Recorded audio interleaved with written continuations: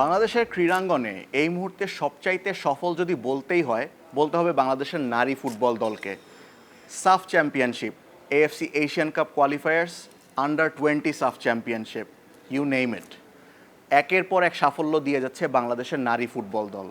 এবং এই সাফল্যর পিছনে শুধু খেলোয়াড়রাই নয়, আমরা খেলোয়াড়দের কথা বলতেই পারি, ঋতুপর্ণা চাকমা, মনিকা, রূপনা, বাট তাদেরও পেছনে যেই মানুষটা পেছন থেকে সবাইকে অনুপ্রেরণা দিয়ে এবং দলের নিয়ম সাজিয়ে যাচ্ছে, সেই মানুষটার সাথেই আমরা কথা বলবো। And it's my absolute pleasure to welcome the football coach of women's football team of Bangladesh, Peter Butler. Peter, thank you for your time. Thank you. Thanks for inviting me. Thanks very much.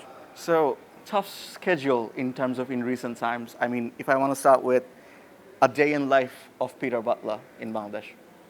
A day in my life is basically a little bit sort of a bit manic. We've early starts, 4 o'clock wake-up calls. 5 o'clock, come down for a cup of coffee and get out of the door, just get myself prepped the night before, preparations, everything, and then we get ready to start, get on the road and get moving, set the session up, which is really important. At the moment we're using Bushandar, we have been using the National Stadium for a length of time, but I think wherever we are, it's all about being prepped the night before, getting yourself ready, but early start, and I always think best time of the day is shake the girls out of the comfort zone and get working as quick as we can. Right. So if we go all the back to your early life, perhaps from your younger days, your initial days with football, how it all started and where did it all started from? How long's a piece of string? I started off in, I'm from a place called Halifax, which is a rugby league, cricket, love the cricket, you know what I mean? We do produce some of the best cricketers in the world out of Yorkshire. And it's one of those, I'm no different than any young kid here who wants to be the next Sachin Tendulkar or the next Wayne Rooney. I wanted to be a professional footballer, and I used to lay in bed and dream about that, and that came to reality. I wasn't the best player in the world, but I had a great desire and a great ability to improve, and most importantly, make a lot of sacrifices. Right. So you were a professional footballer. If you could tell us about the journey, how did it all started? When did you become a pro? And then your overall journey in terms of as a footballer. Well, I started off at Huddersfield Town. I'm from Halifax, which is a small town, ish.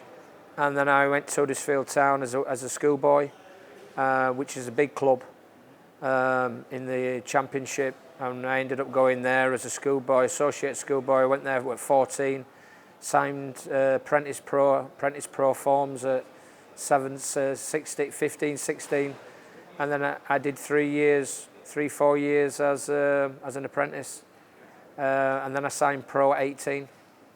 So what made you decide that I would want to be a coach someday? Is it for the love of the game or anything else other than that? Do you know, it's really funny you say that, because I actually worked with a guy called Ray Harford.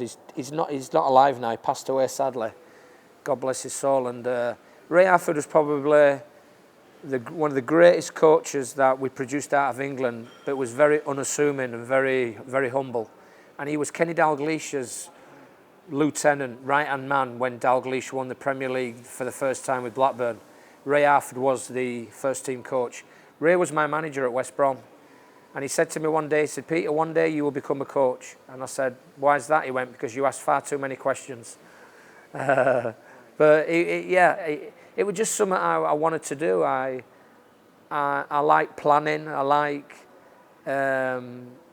like sort of making a difference to people's lives and helping people. And it's just something. It was just a natural progression from playing, because I love playing, and I had to finish playing with a bad knee injury when I was 31.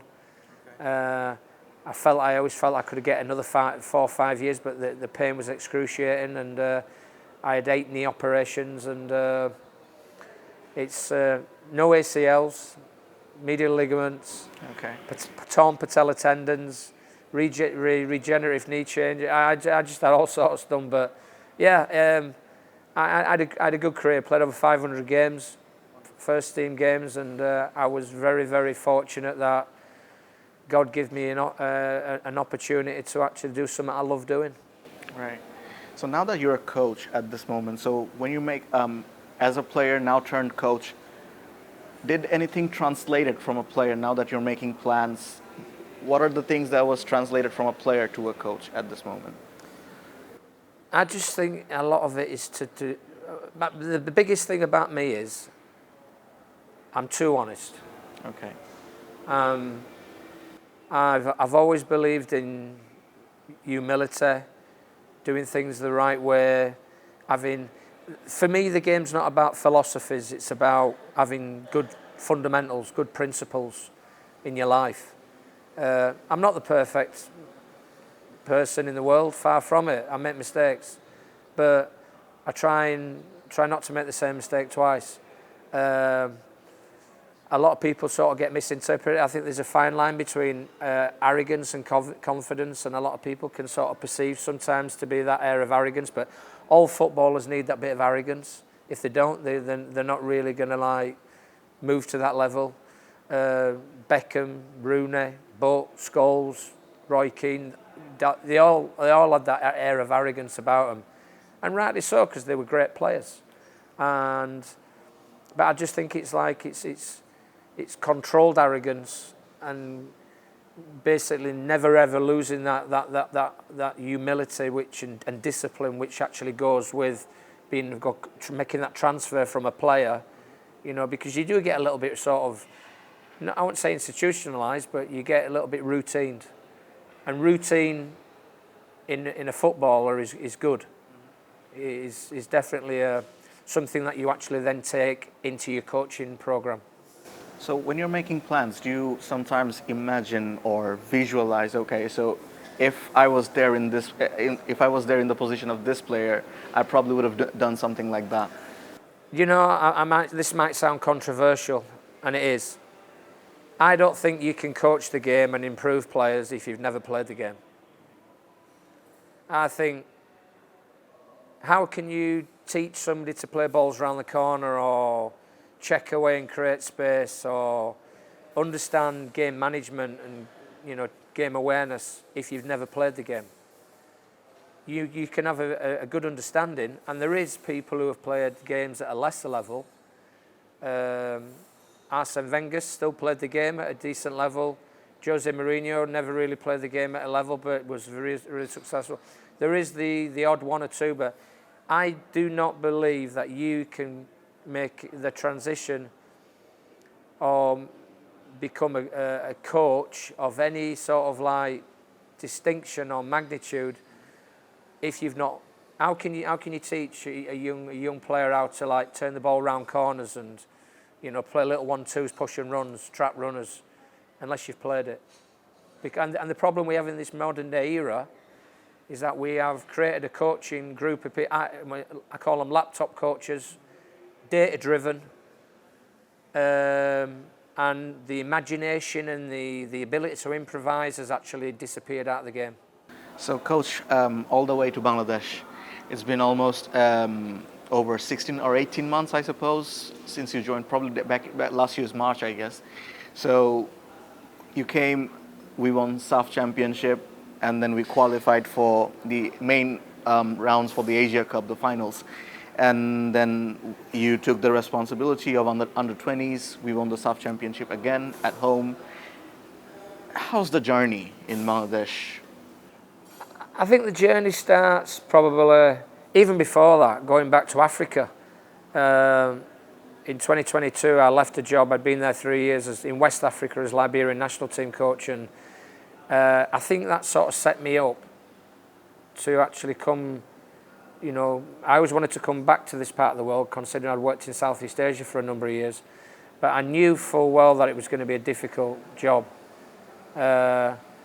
West Africa sort of taught me the ability to, and South Africa, to improvise, and it's a long story, but in a nutshell, I just think, and I think we spoke about it earlier on, about being the master of cross-cultural coaching, having the ability to actually immerse yourself in a local culture, understand the cultural do's and don'ts and norms, but more importantly, have that ability to improvise and plan accordingly to the facilities that are around you. I mean, and it's really challenging here. It's not. I'm not sort of under any illusions that it wasn't. It's more challenging than what I thought it would be, especially doing what I'm doing at the moment, running 3 programs in one, which I enjoy, but it's also taxing. So yeah, as you just mentioned about like 3 programs at this moment, the main team, the under-20s and the under-17s as well. So is it like hectic, or how do you plan everything up? I think a lot of it is like, as long as we don't get an overlap, we're on the right road. I think it's about following a pathway and a process, and having sort of like protocols in terms of actual the way you do things, not taking shortcuts, making sure that you know what's coming through. So I know what's coming through from the 17s now to the 20s, and I know what's coming through from the 20s to the senior national team. And over 50% of the senior national team going to AFC will be under 20s. So it's understanding, having the ability to understand the pipeline of actually, is it blocked? Is it working? Is it smooth?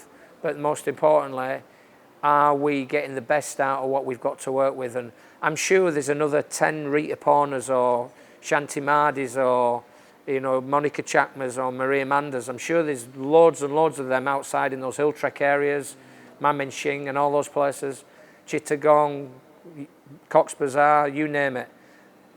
But it's actually, to do what we've done, I think has been quite amazing considering we don't even have a league. Exactly. I was about to come to that question about the league, of course. Now that you've mentioned, of course, all the girls that came through the system from all the hill tracks and regional areas, they've been under the system for a while, and pretty sure the system was probably one of the main reasons why they're doing too well. But now that I'm thinking, obviously you're in charge of the national team, whether it's the H level or the main team, but when the season's not there, considering the fact that after you come back from Laos, the main Asian Cup is the next year, and there's a huge gap, and there's no ongoing league at this moment. There used to be on papers a few years ago, but nothing at this moment. So what's your observation, and what do you think, there should be done in terms of leagues? I think it's pretty straightforward, and I think it can be simple to implement. I think you need 6 teams. You don't need any more than 6 teams. Whether you take it out into the regions, I think you first and foremost you've got to develop a template. 6 teams, an under-23 league, 3 overage players, a quota system on how many national team players you can have in those respective teams. I've given my point of view. If people want to listen to it, great. If they don't, that's not my problem. I'm from an experienced background. If people want to do their own things, that's fine. However, what I would turn around and say is that this is a numbers game.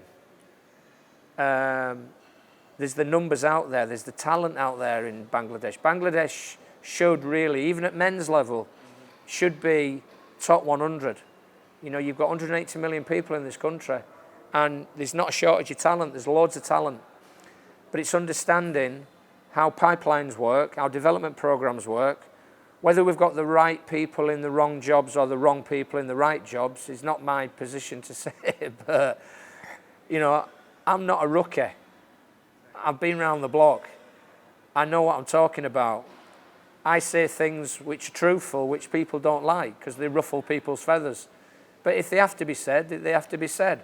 I'm not here to upset people. I'm here to be constructive with my thoughts and my criticism. And if people can accept that, great. If not, that's not my problem. That was quite an important insight as well in terms of the league. Now, as the Asian Cup is coming up, obviously now at this moment you're probably focusing on Laos, but once you come back, what's your plan in terms of taking preparations, and what's your expectations as well in terms of for the main Asian Cup level? Well, I think it's quite complex until obviously, as we're talking now, there's a draw unfolding. I'm not really want to sit and watch draws. I don't get excited. I just who we pull, who we get, we get. But I think the most important thing is to plan. The president is encouraging us to plan, which is great. He's encouraged us to stop in this hotel, which is brilliant. Very supportive from that perspective, and I'm thankful. But I do honestly think we can't have short-term fixes. We've got to have something, we've got to develop something in terms of longevity for the next 6 to 12 months and longer, and moving onwards and upwards, because many people are just going to write us off, but we've got a plan. Like we went to UAE, like we went to Jordan, like we went to Myanmar, and now we've just come through this period of 6 games, which are quite challenging. So we really do need to sort of plan accordingly and set. We've got 2 windows basically: September, October, November, December, and January is a write-off because of the AFCON tournament. But I do believe we've got to try and put together some overseas camps, a couple of games. They're talking about 8 games. If we can get 8 games, or they're also talking about November as well, as maybe a 4-team or a triangular tournament where we get a number of games. So let's see if that comes to fruition, and I'm there to bounce things off and support the people who were trying to put this together. If they want my help, great, I'm there to do it. I'm there to give that. If people don't, that's fine. This is probably my favorite one, though. When we had a chat last time, and obviously today as well, you said you're not much into philosophy, but more into principles. So, and in the last answer, you mentioned about other teams writing us off. Considering once we went to the qualifiers, when we faced Bahrain, 36 ranks above us. Myanmar probably was 73 ranks above us, but to some extent, we dominated in all 3 games. So my question to you is, with your principles, when you're in the locker room, pre-match, there's this intensity. What do you say to those girls, other than the plannings and tactics? Well, the locker room, I don't want an intense environment. I encourage them to come and play the music, and whatever they want to play, Bangla music, or whatever they want to play, Britney, whatever it is. I want them to relax, because there's enough pressure on them to start with. I do honestly feel that we've got a really workmanlike group at this present time. Good work ethic within the group. These girls, in terms of for me to try and sell a philosophy to them, and there's a lot of frauds out there who basically say they're going to play ticky-tacky football and do this, do that, and I just listen and I think, you know what I mean? I'm in my 50s now. I've seen it. I've seen it all. I've heard it all. Some of these coaches would sell sand to the Arabs. It's like, the truth is, it's about having good principles, putting round pegs in round holes, square pegs in square holes, having a good work ethic, solid, getting the fundamentals right, and doing the basics right, because if you don't get the basics right, you can't move to the next level. And a lot of people find that hard with me. I'm being honest. A lot of people find my honesty and sincerity and brutal honesty quite difficult to handle. But I ain't going to change for them. I'm here to make a difference, and I feel I've made a difference in some way, shape or form. I'm here to help the girls. And the reason why I came back is because I wanted to help those girls progress, not get eaten alive. But philosophies are wishy-washy. They come and go. A DNA is what we're trying to achieve. A clear playing identity of actually how we wish to play, how we wish to be perceived, you know, as Bangladeshis representing, if I'm a Yorkshireman representing Bangladesh, what do I want people to perceive me to be? I want to be known as a hard-working and honest, well-structured, well-planned, who strategises and gets the best out of a group of girls who are honest and are hard-working. Considering all your contributions so far and the days to come in the next year in terms of the main rounds of the Asian Cup qualifiers, overall, where do you see the future of Bangladesh's women's football, and where do you see yourself in it? I don't know what my future holds. I really don't. It could be here, it could be elsewhere. I really don't know. I live in the real world. I'm, you know, as we say in England, a rolling stone gathers no moss. You know, you've got to keep on rolling, keep on moving with the times. You know, I don't know how long I'll coach for. I love coaching. I love making a difference. My future, for me, lies in unearthing and working with and giving game time to people like Shanti Made, Sheikha, Mumela, Monkey, Sharpner, Kawati, Nobiran. What a find! Yeah, that's my immediate real goals and sort of, you know, aspirations are to give those young girls a leg up in life, an opportunity to actually help them realise their dreams, help them with their families, because I know they're from tough backgrounds, and if I can do that, that will give me as much pleasure as playing for West Ham in the Premier League, sincerely. All right, Coach. So obviously, once we have talked a lot about the pipelines, and of course, what we saw during the SAF, you emphasized a lot on rotation, giving young players chances. So, according to you, obviously we won the entire tournament, but what was the outcome of the entire rotation? How many players do you think that have potential? I mean, a lot of people would turn around and say it was like a two-team tournament. Nepal ranked 100 in the world, good team, got some good players. I personally think we're better than them. At Sina, they've got some very good players. Sabatini, the girl who's gone to, I think she's gone to play in New Zealand, if I'm not wrong. The rotation policy was something which I adopted because I do honestly believe when you SAF for me was a bit of a precursor to AFC, and I wanted to use it as an opportunity to give as many young players game time, because that's the only way they learn game management, game awareness. You know, I always turn around and like the analogy I always use is if you clutch your bird and you hold its wings tight, you don't know whether it can fly. You've got to let that bird go, and you've got to like let it fly and let it soar, or it'll fall to the ground.